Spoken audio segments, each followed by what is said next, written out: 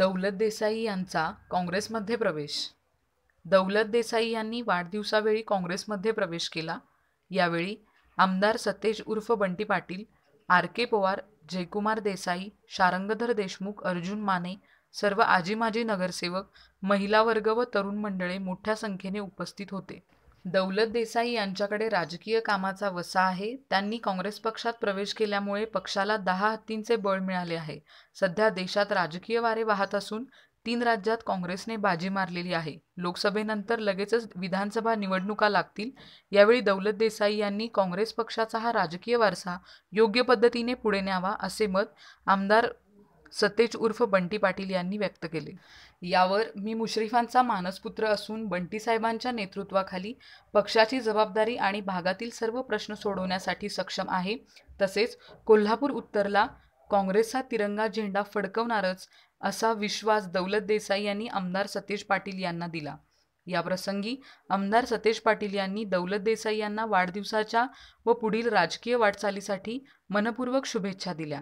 दौलत देसाई यांना वाढदिवसानिमित्त शुभेच्छा देण्यासाठी सर्व आजी माजी नगरसेवक, कोल्हापुरातील मान्यवर, भागातील सर्व तरुण मंडळे, महिला वर्ग मोठ्या संख्येने उपस्थित होते. माझ्या या तरुण मंडळाने बंटी साहेब मला एवढी या शहरात कोल्हापुरात उत्तरमध्ये एवढी ताकद दिली.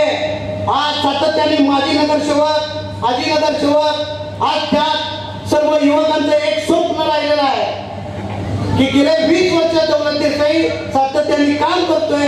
त्यासाठी प्रेरणा देण्यासाठी साहेब तुम्ही एकदा मला संधी देऊन बघा.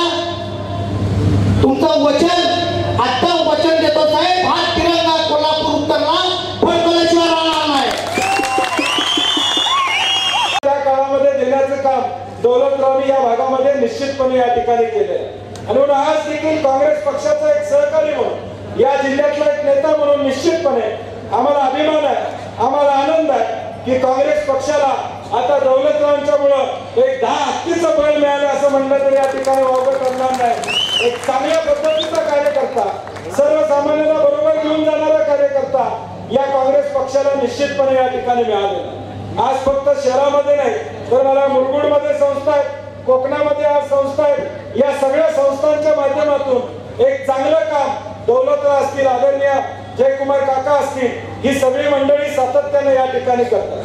मी मगाशी म्हटलं तसं शैक्षणिक, आध्यात्मिक, राजकीय सगळा वारसा हा दौलतरावला निश्चितपणे या ठिकाणी आहे आणि म्हणून या वारशाला योग्य पद्धतीने पुढे घेऊन जाण्याचं निश्चितपणे काम आमच्या माध्यमातून काँग्रेस पक्ष म्हणून या ठिकाणी होईल एवढी ग्वाही या निमित्ताने मी आपल्याला या ठिकाणी देतो.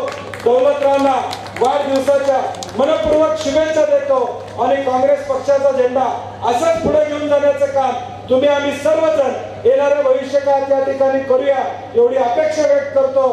तुम जियो हजारो साल, साल के दिन और 50,000 अशा पद्धतीच्या शुभेच्छा देतो आणि माझे 2 शब्द संपवतो. जय हिंद, जय महाराष्ट्र.